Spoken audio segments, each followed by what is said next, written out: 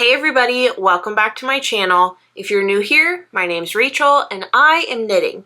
Not right now, but most of the time, and I have been knitting, so I'm going to tell you all about it. Hi, today's video is episode 43 of my weekly podcast series, which is a series where I talk to you about everything that I've been making over the course of the week prior. So if that sounds interesting to you, make sure that you hit the subscribe button so you don't miss future episodes and other content that I upload right here on YouTube. So I'm glad you're here. Let's go ahead and get started. Today's podcast goes over my making progress from the afternoon of January 27th through the morning of today, Sunday, February 2nd. Now, if you are dedicated to noting patterns about my life, which are you? Hopefully not in a creepy way, but many of you may know that I typically, more often than not, film the podcast on Mondays. But I'll tell you, I'm trying something. Here's my plan. I would love to have a bit of a buffer between when I film my podcast and when they go live on YouTube. Like, I would love to get to a point where I have like 2 weeks of cushion, or a week at least of cushion. So I'm trying this thing where I inch back the days that I film the podcast. So maybe next week I'll film it on Saturday, and the week after maybe on Friday, so on and so forth, until I have a good buffer between when I filmed and when it's uploaded. And then in, like, I don't know, the time that I need to fill to build that buffer, I can upload some other videos like my FO diaries. I have a lot of FO diaries that I'm planning to film soon and get to you. Like, for instance, I'm wearing the Alchemy Pullover by Leslie of Knit California. This is a recently released pattern. It just went live on Ravelry and Leslie's website on Friday night. So anyway, I know a lot of people are thinking about the Alchemy, so that's one of the FO diaries I want to do. I want to do an FO diary for my Felix cardigan, which I have next to me, my sea glass sweater, my Lume, the list goes on and on. So anyway, that's my plan. And just like a long, maybe unnecessary way to explain to you why I'm filming on Sunday. And it really is unnecessary, because this is not the first time I've filmed on Sunday, but this is the first time I've intentionally filmed a little earlier than normal, with the hope of eventually working towards a built-in buffer. We'll see what happens. Maybe it won't ever happen, but that's what I'm hoping to accomplish in the next little bit. So yeah. So yes, let's get back to the main event, episode 43. We'll start the podcast with project updates. So I have 3 projects. Look, I did my nails again. They're all the different, or almost all the different purples in the little pack I got on Amazon. Focus. 3 projects to talk to you about. The first is in the other room. Why do I keep doing this? Hold on. Okay, this is my self-drafted sweater. A lot of you have commented saying I should refer to this as a self-drafted sweater, not as an upcoming sweater design. I don't like being told what to do, but I think what you've suggested makes a lot of sense. So this is my self-drafted sweater. I'm working it up in Cascade 220. I can't remember what the colorway is, the number or name, but I'm doing this in double moss stitch or double seed stitch or seed stitch. There are different, different ways this is referred to depending on the region of the world you're in. I've learned. So I call this double moss stitch, which is essentially two knits on top of each other and 2 purls on top of each other, and then after you've completed that, you do it offset. So knit, knit, purl, purl, knit, knit, purl, purl, and then so on and so forth. So this is a drop shoulder design, and I am currently trucking away on the back panel. I mentioned this last week. I'm not sure what I want the shoulder slope to be, so I may try a few different iterations of the shoulder slope, but maybe when I go to pick up the front panels, I'll be fine with this one and I won't need to try other options, but it is in the realm of possibility that I may do two versions of this just to make sure that it's the fit I want and has the shoulder slope I want. But yeah, this is a fun little knit. This is what I've been picking up and working on when I'm watching TV with DJ, or I'm just like, I don't need to turn my brain all the way on for the project that I'm working on, which has been very nice. And I will say also that when I first cast this on, doing the double moss stitch was really tedious and really obnoxious and monotonous, but I really, really like it now. I feel like I've gotten into the groove of it, and it's just, I don't know, it's kind of fun because it's the perfect, like, you can get in the groove of it, get in the swing of it, and not have to think about it so much, but it's still like engaging enough to not be boring, at least for me. So I'm enjoying that. The second project that I have to update you on is what I showed you last week, my Fair Isle project bag. And honestly, I don't think I made much progress on it I think I didn't knit on this at all. Well, maybe like half a row, because I did make some reels with this last week. So I think I did knit a little bit on this project, but I don't think even a full row. But there's my project bag. I don't know. I really like knitting with the Shetland knitting belt and keeping that thing that I learned this last summer alive in my skill set. But I definitely need to revisit this project bag this week, because this is the kind of project where if I lose steam on it, I don't want it to just sit and languish, because like I haven't like built super strong proficiency with the knitting belt and with the double pointed needles and having good tension with my color work. So I don't want to like reach a certain level of proficiency and then put it down and then have that skill waste away before I pick it back up. So this week, I'm definitely going to pick this back up and make progress on this. This is what I'll say. My goal for this week is to finish this side of the project bag and the base of the project bag. So let me show you. Where's the book? This book is actually overdue at the library, so I need to take it back because there are no renewals anymore. So maybe I'll just take a picture of the pattern so I can keep working on it. But basically with this pattern, you knit one side and then you knit the base and then you knit the other side. So I'm almost done with the first side. So yeah, my goal for this week will be to finish that first side and then knit the base. I think that is a reasonable goal. So there's that. Someone commented, I think on YouTube of last week's episode, or on last week's episode, that it's so funny that this is steeked. Like you cut the sides open only to sew them closed again. Maybe you're sewing them to each other. The instructions are kind of confusing to me. As I mentioned, I'm not really a sewist, so when there are seemingly simple instructions for sewing and seaming something, I'm like, what the heck is that? I don't know. So I'll keep you updated as I go through with that. You know, I might just buy this book because there are some other projects that I'm interested in making, like for instance these gloves. I wore my fingerless mitts at the beginning of the year, earlier in January when I visited Tennessee. I was wearing my fingerless mitts and I was talking to my nephew about how I kind of wanted to knit gloves because the fingerless mitts weren't really doing the job. We were in like 20, 30 degree weather that time that I was visiting. And he said, yeah, I don't know why you have fingerless gloves, because my palms never get cold. It's always my fingers that get cold. And you know what? He's right. So I do want to make some Fair Isle gloves. Not sure if pattern from this book will be what I make, but there's a few different ones in here, and I think they're quite intriguing. This is fun, the different colors for the fingers. It kind of reminds me of those like turkey paper crafts you would make around Thanksgiving in elementary school.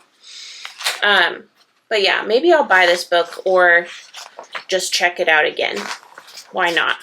But it's kind of fun to look through these. And also, another reason I really, really want to make gloves is because Evan of Evan Knits Things, you can find her on Instagram and also here on YouTube, she made some gloves recently for one of her kids, and when I saw her talk about the gloves on her podcast, I was like, it felt like it changed my brain chemistry. I just really wanted to cast on a pair of gloves. So anyway, there's an update on the second project of my 3, which is my Fair Isle project bag.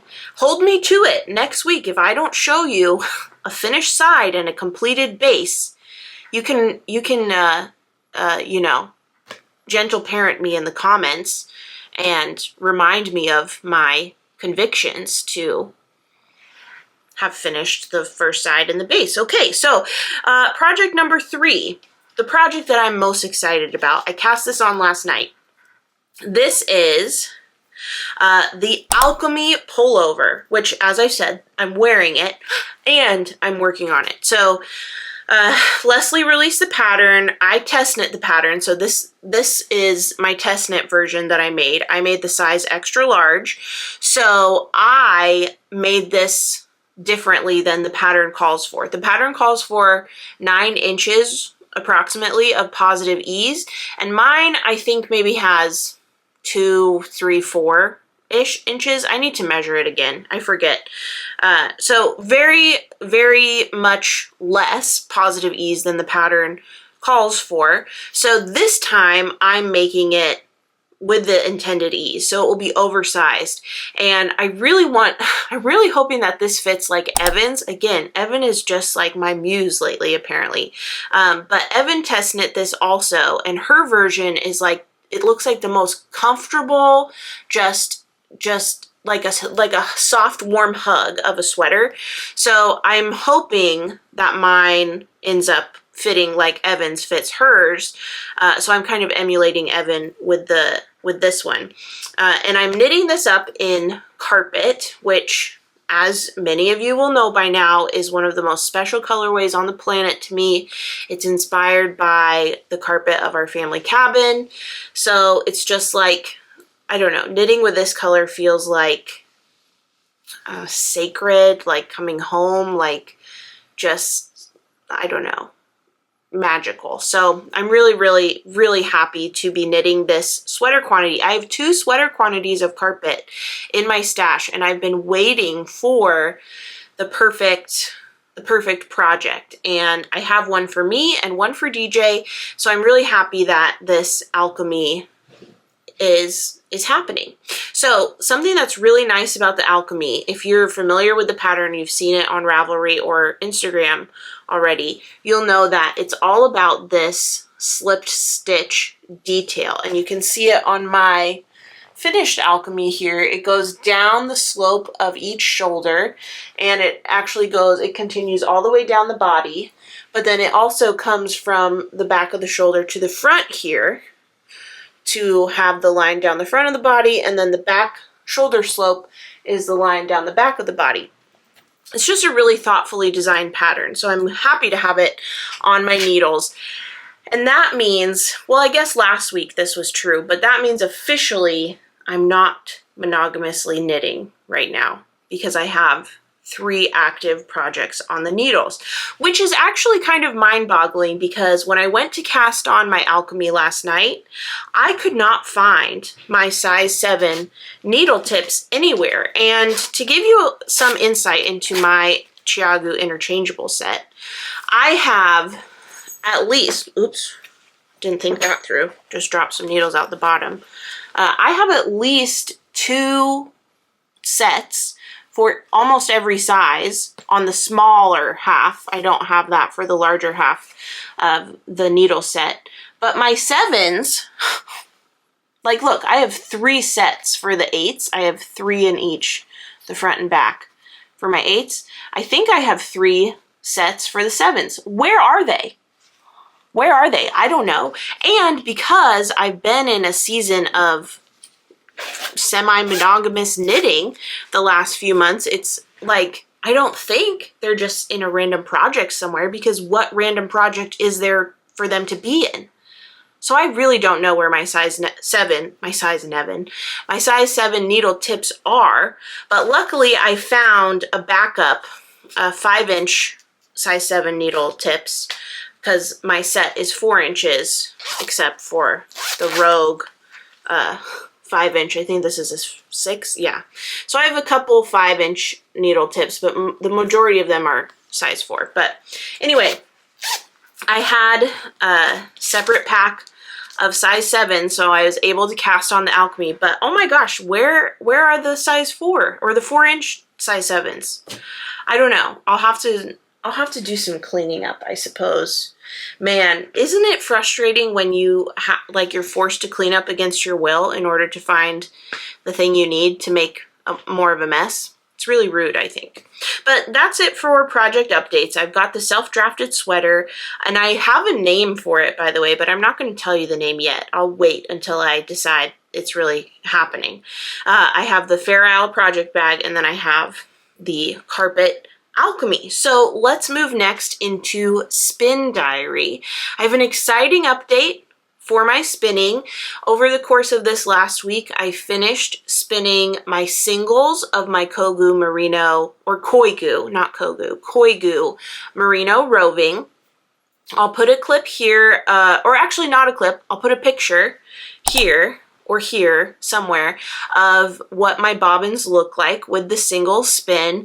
I definitely have sections on both bobbins where the single is quite thicker than other portions. I feel like I finally figured out how to spin thin.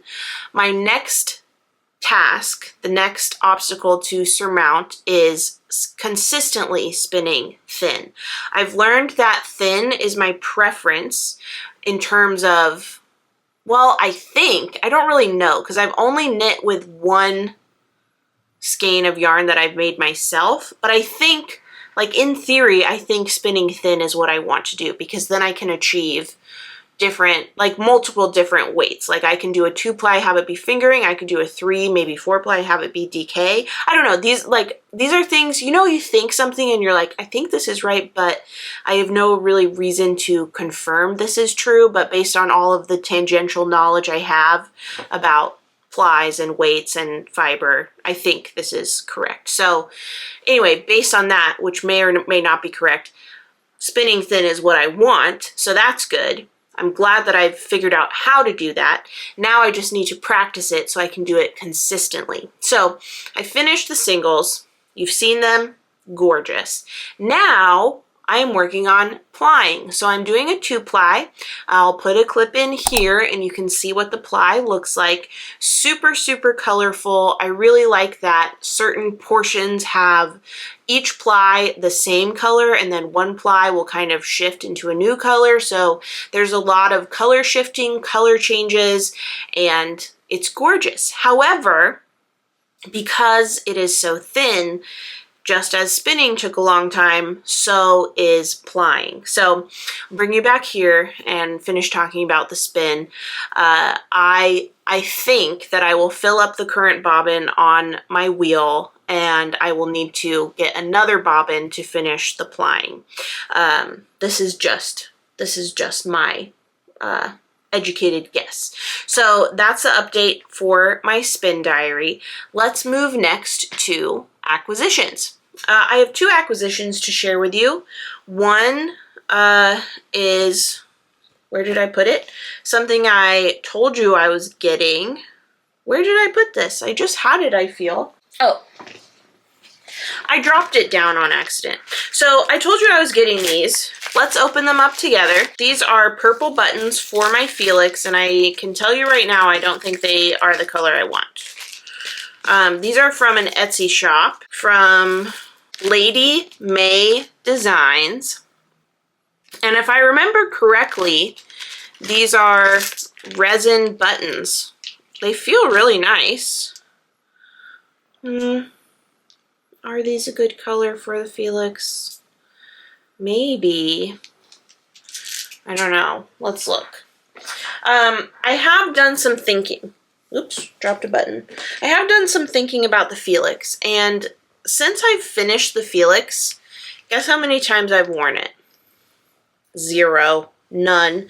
And I mean, part of that is because the fit is not what I want. I still need to fix some things that I've talked to you about before, particularly the button placement, the collar, but I can't do one before I figure out if I'm going to do the other. But here's the button I got, the buttons from Lady May Designs. I don't know, are these too pink, which was also a problem with the purple buttons I had in my stash, or am I just being a little nitpicky now? Let's see. You see that? What do you think? Are these the right purple? I feel like they're just too pink still. What do you think? Yeah. So another thing then is that, let me gather all the buttons I've dropped. 1, 2, 3, 4, 5. I think I should have 6. Here it is.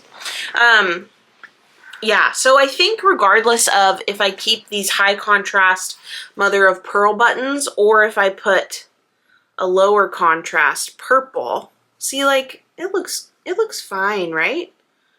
Maybe still a little too pink. Either way, I do think that I need to do some surgery on this. I need to take out the neckband so I can take out the button band, and I think that I do need to take out some length because the length of this Felix seems great to wear over jeans, but I don't know. Okay, I'm not sure about the length just yet, but I am sure that the button band placement needs to be addressed. So, man, that's kind of disappointing about these buttons, but you know, you can only do so much when you're matching online. So, another thing that I was thinking about, let me grab it and get your opinion. So, if we agree that these porcelain or ceramic buttons that I got at Cushendale are a little too pink, what about, well, no. What about the buttons that I got from This Is Knit in 2023? So these buttons, I have a few of them left. I do have some that I used on my Corin cardigan, but I never wear my Corin cardigan because it's too small. So what if I took those buttons back and used them on the Felix? Maybe these are too blue, but maybe too blue is okay. I think I like that actually, because it's not, like, of course it's not a perfect match, but it seems like, well, I don't know. What do you think? I feel like the too blue looks better than the too pink. It's just so tricky, and it gets to a point where I just wonder if I am overthinking it and just being a little just too much, and it's really not that serious, and I should just be fine with whatever button I slap on there. But then also, I haven't worn it yet, and that is a clear indication that something's wrong. Like, I'm not wrong, but it's not in alignment with my preferences. So I will be fixing the Felix, but unclear yet what exactly that will look like. But there's my first acquisition, these buttons from Etsy. My second acquisition, it looks like a spaceship. This is a hand massager because I've been doing so many repetitive movements with my hands between spinning and knitting that I wanted to try this out. I posted on Instagram and I asked if I would just be so silly to try this, and a bunch of people messaged me and said, no, I have one and I love it. So I thought, okay, a $30 experiment. So basically it has, oh, I think the battery's done. Oh no. It has compression. You put your hand in and these air pockets fill up. And it has also like pulsating massage and heat. And I think it has like a 10-minute timer maybe. I don't know. I didn't read all the instructions. But I really like this after a long session of crafting. Specifically a long session of spinning, because I still haven't found the sweet spot or like had the presence of mind to tell myself, okay, Rachel, time to take a break. You've been in the same position for a long time and this is not good for your body. I'll get there, folks. I'll get there. But in the meantime, see, like it's suctioning onto my hand, or not suctioning, but it's compressing. Okay? So this is really fun, and I'm glad to have it. But I'll turn that off for now because I don't need that. That's it for acquisitions. Now let's move to the next section of the podcast, which is a new section. I told you about it last week. It's the Q&A section. So if you ever want to ask me a question, there is a Google form in the video description. And every week towards the end of the podcast, I'll take a little bit of time to answer a couple of the questions that have been submitted. So I picked out 3 for today. The first one is, do you prefer to knit colorwork in superwash or non-superwash? Does it matter to you? I don't think I have a preference. I know technically the right way to knit colorwork is with non-superwash. However, I have knit almost all of my colorwork garments with superwash merino, and they've held up great. They're wardrobe staples. Actually, my Lume back here is out because I wear it all the time, and I knit this in superwash merino from Long Dog Yarn. The color looks great. I guess you could argue that it would look better if I had used non-superwash, but I don't necessarily have a preference. I enjoy both, and I think there are definitely benefits to using non-superwash, which is why it's often recommended for colorwork. But I use superwash all the time for colorwork and have never really had an issue. So no, the answer is no. I don't have a preference. I like both. Okay, second question. Where are your glasses from? Thank you so much, because you know, the subtext is you like them. You're not asking so you can avoid this company because they're so ugly. So thank you. I like my glasses too. These are from I Buy Direct. I also have another pair. Maybe I was wearing that when you asked this question. Well, I have lots of pairs, but my 2 that are in rotation right now are both purple pairs. They're both from I Buy Direct. And basically when I am searching for glasses on I Buy Direct, I look for large frames and the color purple, and yeah. There you go. They're from I Buy Direct. The third question, and a last question for today's Q&A, is please talk more about your path to academia. Why the PhD, and do you have any tips for grad students? This is a longer question than the other 2, so I'll give you kind of a brief overview. Basically, I never thought that I would be an academic. I never thought I would go into academia. For my undergrad, I got a degree in English literature, and I got my secondary teaching credentials. After I graduated, I became a teacher. I was not really happy with how I was treated at the school that I worked at after graduation, so I was determined to get a master's degree so I could have a pay raise. So I applied to a master's program local to me at Portland State, I believe, University of Portland, one of the 2. Can't remember because I didn't get in. And I just thought, okay, that's a sign. And then my mother said, you should apply to some schools in England, because I think her coworker had a kid who, or, you know, a son or a daughter who, I mean to say they weren't a kid, like they were applying to grad schools.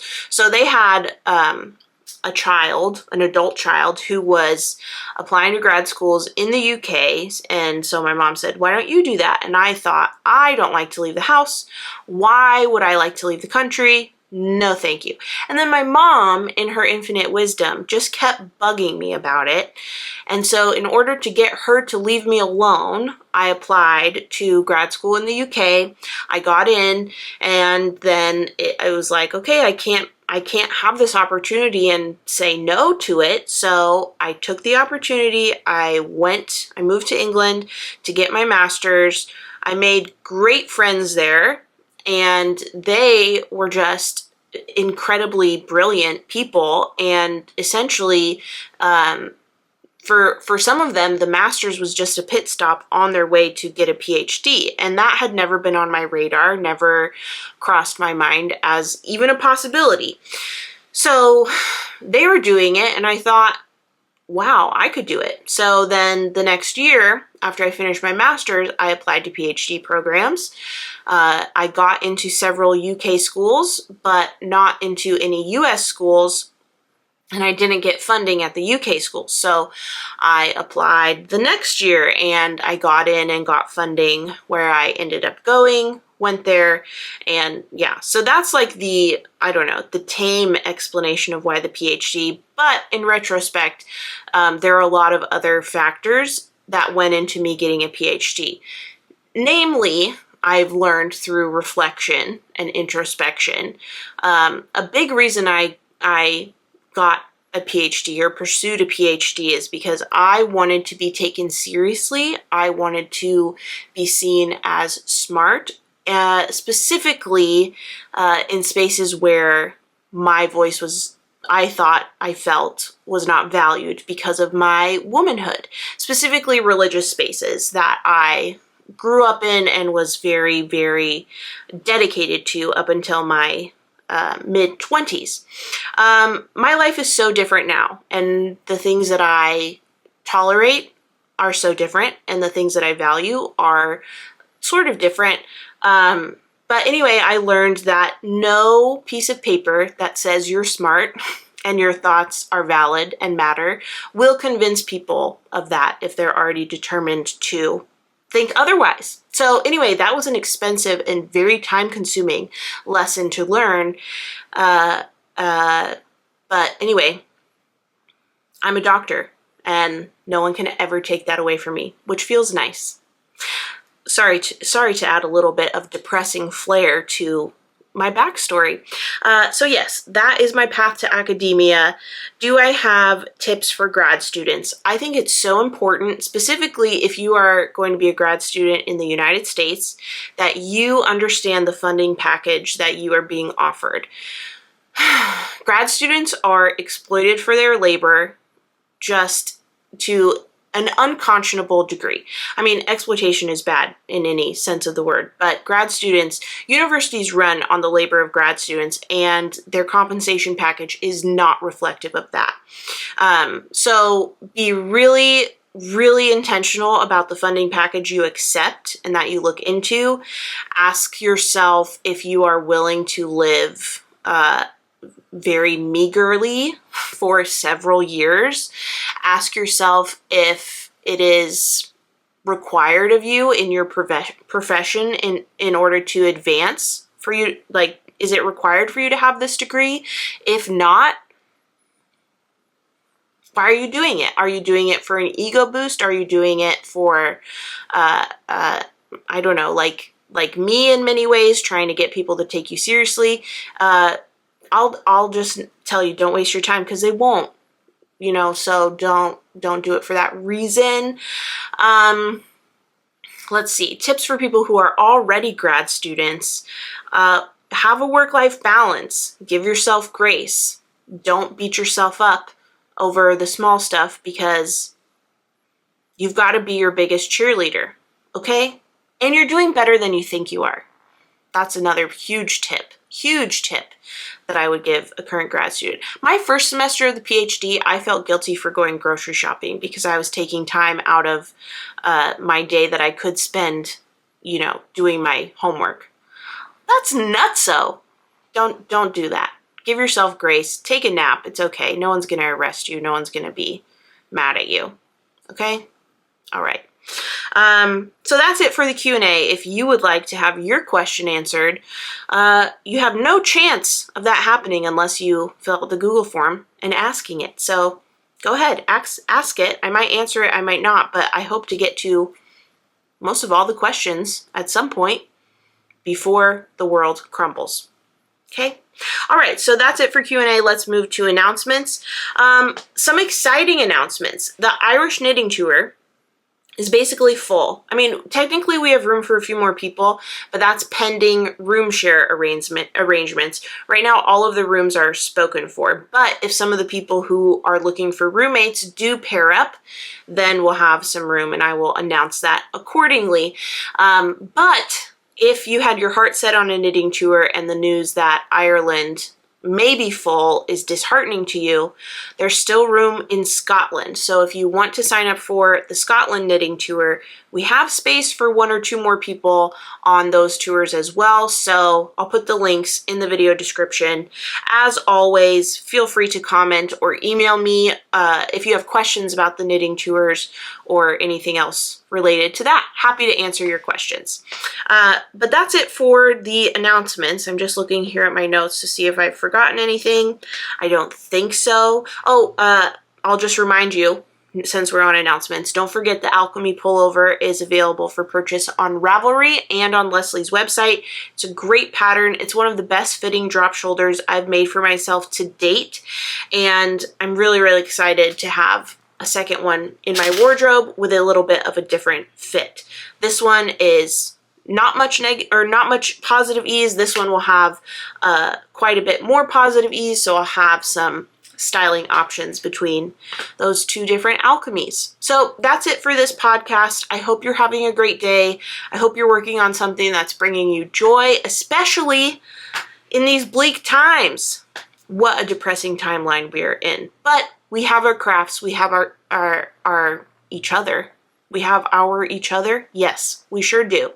So I hope you're well. I hope you're safe. I hope you're happy. And I will see you next week. But in the meantime, make sure that you like this video, subscribe to my channel if you don't already, and hit that notification bell to be notified of my next upload.